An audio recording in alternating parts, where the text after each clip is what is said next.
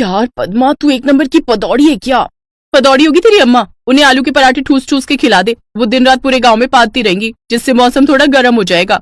यार तू बेवजह भड़क रही है, तेरा नाम पद्मा है ना, तो पदौड़ा मैच कर गया, इसलिए मैंने बोल दिया। मैं तो सिर्फ ये कह रही हूँ कि तुझे नवंबर में शादी कर लेनी चाहिए थी, इतनी ठंड में शादी करने की क्या जरूरत थी? यार तुझे तो अच्छी तरह पता है, मेरा एक सपना है कि मेरी भयंकर ठंड में सुहागरात वाली रात मैं और मेरा हस्बैंड रजाई के अंदर बैठकर चाय पिए।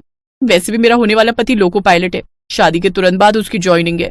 तभी अचानक हवाएं तेज हो गई, बहुत तेज शीतलहर आ गई, बारिश भी तेज होने लगी। दूल्हे का घोड़ा भी कहीं भाग गया था, लेकिन दूल्हा पैदल ही पद्मा के घर की तरफ बढ़ रहा था। तभी पद्मा के पिता ने कहा, राजू बेटा कितना हिम्मत वाला है, सारे बाराती भाग गए, लेकिन ये बेचारा अकेले ही पैदल चला आ रहा है हमारी बेटी के लिए। कहीं मेरा सपना अधूरा तो नहीं रह जाएगा? नहीं, दूल्हा तो आ ही गया है, मैं किसी तरह शादी कर लेती हूँ ताकि मेरा रजाई के अंदर बैठकर राजीव के साथ चाय पीने का सपना पूरा हो सके। किसी तरह बड़ी मुश्किल से उस तेज तूफान में घर के अंदर बैठाकर पद्मा और राजीव। पिताजी, छुटकी, परेशान होने की कोई बात नहीं है, भले ही हमारे पास सब कुछ नहीं बचा, लेकिन मेरी लोको पायलट की नौकरी तो बची है। चलो रेलवे स्टेशन चलते हैं। थैंक गॉड, कम से कम एक आखिरी उम्मीद तो बाकी है, एक दिन बाद ही सही, लेकिन रजाई के अंदर बैठकर चाय पीने का सपना मेरा पूरा होकर ही रहेगा। भैया तो फिर इसी बात पर जल्दी से यहाँ से निकलते हैं, मुझे बहुत ठंड लग रही है। राजीव खुशी खुशी अपने पूरे परिवार को लेकर रेलवे स्टेशन चला गया। सर, कल से मेरी ज्वाइनिंग है एज अ लोको पायलट, ये रहा मेरा joining letter. Station master joining पढ़ते ही जोर जोर से हंसने लगा। भाई साहब, ज्वाइनिंग लेटर में कोई चुटकुला लिखा है क्या? देखिए श्रीमान, आपको किसी ने उल्लू बना दिया है, ये ज्वाइनिंग लेटर नकली है।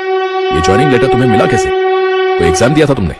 नहीं सर, मुझे एक आदमी मिला था, उसने कहा था कि 2 दिन के अंदर मैं तुम्हारी ज्वाइनिंग करा दूंगा। उसने मुझसे पैसे भी लिए, मैंने अपने खेतों को गिरवी रखकर उसे लाखों रुपए दिए। तुम लोग पढ़े लिखे होकर भी।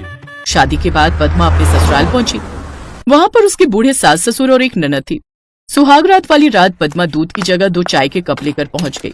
अंदर पहुंचते ही उसने जैसे रजाई को देखा, उसे बहुत अच्छा लगा। पद्मा, मैंने तो सुना था सुहागरात वाली रात पत्नी अपने पति के लिए दूध लेकर आती है, तुम तो चाय लेकर आ गई। अरे वाह, कितनी खूबसूरत रजाई है। दरअसल मेरा बचपन से सपना था कि मैं सुहागरात वाली रात अपने पति के साथ रजाई के अंदर बैठकर भयंकर ठंड में चाय पीऊं, और फाइनली आज मेरा सपना पूरा होने वाला है।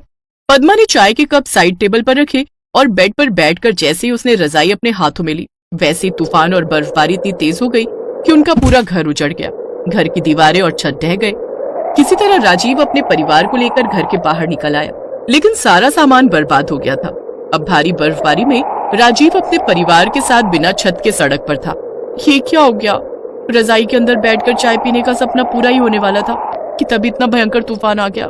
राजीव बेटा, अब हम जैसे स्कैमर्स के चक्कर में आ जाते हो। ये सब जानकर सबसे बड़ा झटका राजीव की पत्नी पद्मा को लगा, क्योंकि उसकी आखिरी उम्मीद बची थी वो भी टूट गई। अब वो लोग प्लेटफॉर्म पर ही रहने लगे। राजीव कहीं से बड़ी मुश्किल से एक रजाई का इंतजाम करके लाया, जो कि उसने अपने माँ बाप को दे दिया। बाकी लोग ठंड में ही थे, कांपते रहे। ये लो, बड़ी मुश्किल से कुछ खाने का सामान लाया हूँ, आप सब लोग खा लो, और थोड़े पैसे हैं मेरे पास, कल से मैं यहीं स्टेशन पर चाय बेचूंगा ताकि आगे का गुजारा चल सके। जब सारी उम्मीद खत्म हो गई, तब उनके पास चाय बेचने के अलावा कोई रास्ता नहीं बचा। ये छोटी सी उम्मीद अभी तक उनको जिंदा रखे हुए थी, लेकिन ये उम्मीद भी उनकी अगले दिन टूट गई।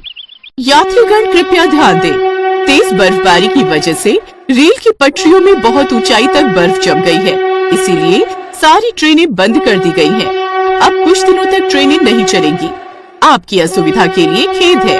अब पद्मा और उसके ससुराल वालों की सारी उम्मीदें खत्म हो चुकी थी। आगे जिंदगी कैसे बितानी है, पेट कैसे पालना है, ये उम्मीदें भी टूट चुकी थी। अगले दिन से राजीव ने स्टेशन पर काम कर रहे लोग सभी उस आदमी को देख रहे थे, लेकिन उसे बचाने की हिम्मत किसी में नहीं हो रही थी।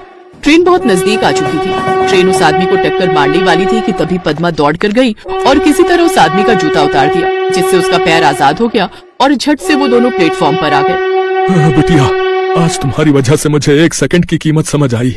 अगर 1 सेकंड भी हम ऊपर चढ़ने में देर कर देते तो हम दोनों ही अपनी जान गंवा बैठते। बेटिया, तुमने अपनी जान की परवाह किए बिना मेरी जान बचाई। बेटिया, तुमने अपनी जान की परवाह किए बिना मेरी जान बचाई, इसके लिए तुम्हारा बहुत बहुत शुक्रिया। इतने में वहाँ पर वही स्टेशन मास्टर कुर्सी लेकर आ गया, क्योंकि वो आदमी रेलवे का बहुत बड़ा अधिकारी था। कैसे स्टेशन मास्टर हो तुम? रेलवे का अनाउंसमेंट होने के बावजूद भी तुम अपने दफ्तर में ही बैठे रहे। मैं इतनी देर से चिल्ला रहा हूं, तुम्हें सुनाई नहीं दिया? आज से तुम्हारी जगह ये लड़की संभालेगी। तुम्हारा ट्रांसफर भागलपुर के एक छोटे से स्टेशन पर कर देता हूं, क्योंकि वहां ज्यादा यात्री नहीं आते। तुम आराम से बैठकर सोते रहना ऑफिस में। बेटी, कल से तुम यहाँ की स्टेशन मास्टर हो। तुम्हें 1.5 लाख हर महीना मिलेगा और सरकार की तरफ से एक बंगला भी रहने को मिलेगा तुम्हारे परिवार के लिए। कहते हैं अंत भला तो सब भला। अब पद्मा अपने परिवार को लेकर सरकारी बंगले में चली गई। वहां पर फाइनली वो रजाई के अंदर घुसकर अपने पति राजीव के साथ चाय पीने लगी, बेचनी शुरू की। ऐसे दिन बीतते गए।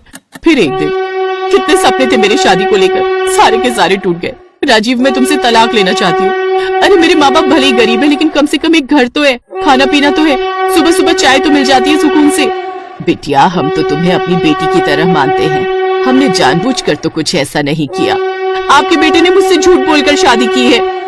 मैं अब यहाँ एक पल भी नहीं रुक सकती, फ्रस्ट्रेटेड हो गई हूँ मैं। इतना कहकर पद्मा वहाँ से जाने लगी कि तभी फिर से अचानक एक अनाउंसमेंट हुआ।